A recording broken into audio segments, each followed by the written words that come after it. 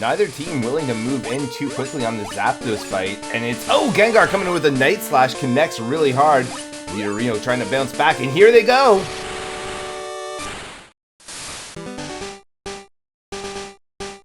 Teams again. We see Melly on that Hoopa. She was super successful on it last time, so no shock seeing that, as well as Mr. Nice Try on the Blissey. Are we going to be seeing many change-ups, you think?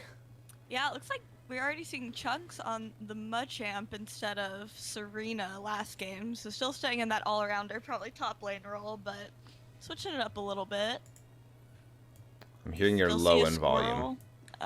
Let me know if I have to do anything. No, I have you super quiet. It's because for some reason you're loud in my headphone, but not, I don't know, whatever. Hopefully that's better. Yeah, a lot of similar mons. However, you can see Iron playing that Absol this time. Kindred swapping off of the Garchomp over to the Serena. Neat to see that. And I do want to point out that Hoopa, Caraxis, no longer running the Float Stone. Oh, no. I liked it. But I did too. I was actually super excited that he was doing it. The fact they changed it off feels a little bit like a slap in the face, but it's cool. Mars, welcome in. Hi, Mars. All right, let's take a moment and see what these teams are going to be doing. I'm going on a limb and guessing we may see some 1-1-3 here. Oh, yeah. If I had to take a shot in the dark, my money's on that. A lot more speedsters this time around, which I'm not a speedster fan. They scare me, but they're really fun to watch. I do love seeing the Talonflame. Like right now, the Fletchinger, I think is what it's called in first stage from Triashcan. Snorlax OP does love playing this mon. Tries to force it top lane a lot. It's not my favorite when I see him rocking it top lane. I do love seeing it while he's playing in the mid because he's just going to have so much burst potential. If he knows how to sneak up on anyone, his ganks are going to be absolutely insane this game.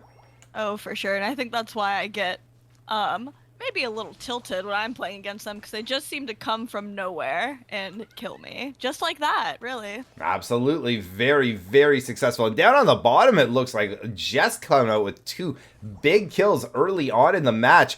Unbelievable to see Purple Team doing a great job on the bottom, but in the same time, Orange Team, I keep wanting to call them Red Team, but Orange Team doing a phenomenal job up at top. So we'll have to see how this balances out by the time first Dreadnought shows up. As the Bees make their first initial appearance, you can see everyone diving in, last hits going both ways. It looks like on the bottom, even though overall the levels are in the advantage of Purple, more of those Bees, including the large big one, went in the Orange Team's favor. But they do get 1 more kill. Oh, and maybe 2 more kills. Oh my gosh. Yeah, it looks like they traded pretty evenly in the bot lane. Poor Maxu on that Meryl can't seem to hit their power spike like Jess has at level 5. Or, well, Delphox has more power spikes, but... Delphox seems to power spike on every level, doesn't it? It's yeah, just unbelievable. You. That's what I'm saying. That's it. So Maxu does manage to hit level 5 and now continuing on through that jungle, a little bit behind where he wants to be, no questions asked, but you know he's going to be catching up shortly. Up in the top. Actually came in for bot gank, but top lane seems... And Chunks taken out. Iron coming in with that Absol. You can see, obviously, the damage that Absol does right now. And level 7 right now, getting pretty fed on this field. Only Pokemon any higher is, again, talking about Snorlax OP, level 8 Talonflame. May indeed have that ultimate in time for the Dreadnought. Now, of course, that's going to be what Absol is trying to do on the Purple Team as well. Hit that level 9 power spike to pretty much guarantee the Dreadnought for his team. Yeah, they're actually both at pretty close places, but wow, Iron able to get some damage off on Snorlax on the Talonflame. Doesn't quite get the kill, though. And here come the Bees. These Bees are going to be absolutely consequential. And you can see, look at that, Kindred getting all sorts of work done. Iron doing a bit of damage onto the Talon. Talon dives in deep, and it's Chunks trying hard. Almost gets it, but not able to. Again, showing how powerful Absol is right now. He absolutely just destroyed Chunks and hits level 9 now, coming down very, very quickly. It looks like, oh my goodness, and Talon staying up, still level 8. And he misses the Brave Bird on Kindred. That's not going to be good for him at all. Well, right now you can see the Purple Team getting that great positioning, and Chunks even on Machamp, not able to survive one dive in from the Absol. And now look at him just running through, getting kill after kill as poor Melly is forced to run back behind into her slow zone. Is going to be able to help Maxu take him out in the end, but the Dreadnought going definitely in the favor of purple team, and now the counter push on bot.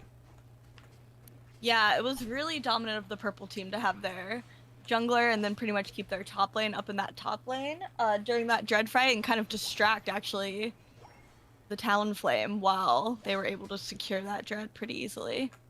Yeah, and now you can see it looks like Maxu going to be putting in an extra 5 points. I didn't see if he was stacking right now, but definitely possible. Caraxis doing everything he can to hold him off, but a level 7 Hoopa is going to have one heck of a time against a level 10 Azumarill. Caraxis holding his own, forces Maxu to ult to get the kill in the end. Honestly, value. Yeah, getting that solo out on just a Hoopa, solo ult out on just a Hoopa. Yeah, I don't think Caraxis is gonna hate that. Maybe a little frustrating, but at the same time, not bad to see that ultimate used in that particular moment. And now Iron trying to take out Triashka. It's super close, and they managed to do it. There it is. 20 points need to go in, and that's the break from Kindred. A 7 overcap. That's going to give them a lot of positioning for this Rotom right now. And you can see Rotom goes down so fast. Unbelievable. We're talking about Absol, Greeted, and Serena melting that down. And it looks like they're not actually going to push it. They're doing a soft push, and then they're going to cut down to the bottom half potentially. Oh, Security, maybe not. Security is going to go ahead and start working at the jungle or the mid farm instead. Again, we talked about Greedence being kind of a frustrating Pokemon to fight against, and this is the exact reason why. There's the ultimate misses, but he's going to go ahead and keep pursuing that Talonflame.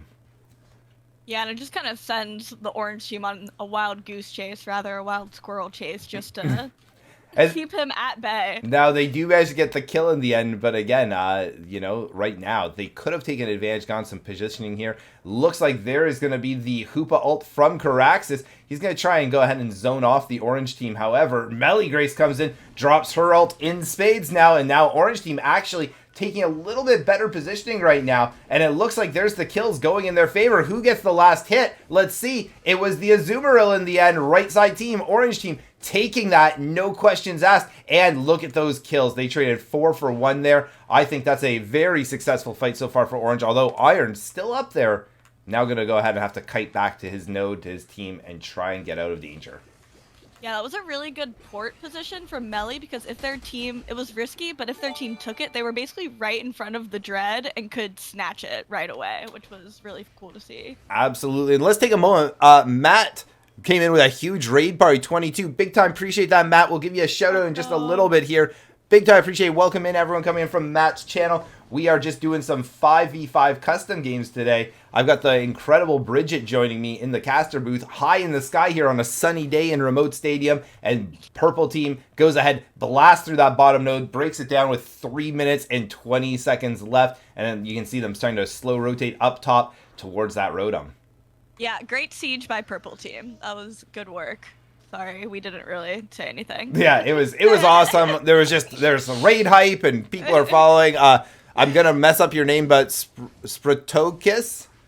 Toadkiss, thank you for that follow. Welcome in, glad to have you here. And you can see Rotom gets smacked down super fast by the purple team, and they decide, no, we're not really gonna pursue this too much. Did I just hear an ultimate go off? That is little bit late, but you know what? It's also from the Azumarill, so at the end of the day, maybe he gets it back, or he gets it back about 10 seconds into that zap fight. Not going to be too consequential. Look at the levels, though. Maxu about to hit level 15 at the 230 mark, and Iron not very far behind on that Absol. Oh my goodness, and the damage! Look at that bait, but who gets it in the end? Maxu able to sustain the onslaught from the Absol just on a sliver of health. Manages to get that kill, and you know what? Whether it actually is going to be consequential for the Zapdos fight or not, irrelevant, that is definitely going to be getting into Absol's head.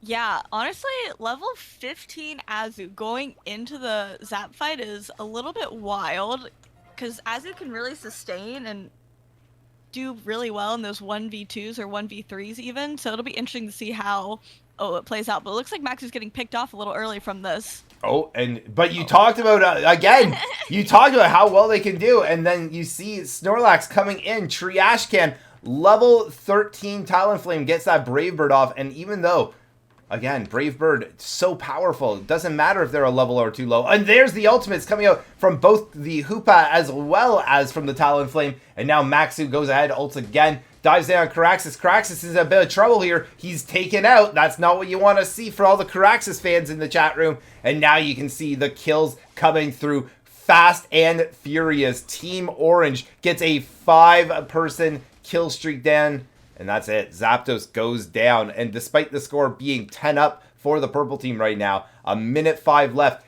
they have nothing but time to dunk and then defend this.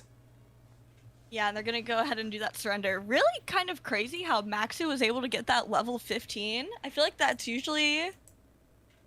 the level spike is usually given to the top laner or the jungler, but he was the bot lane attacker, I'm pretty sure, for that game.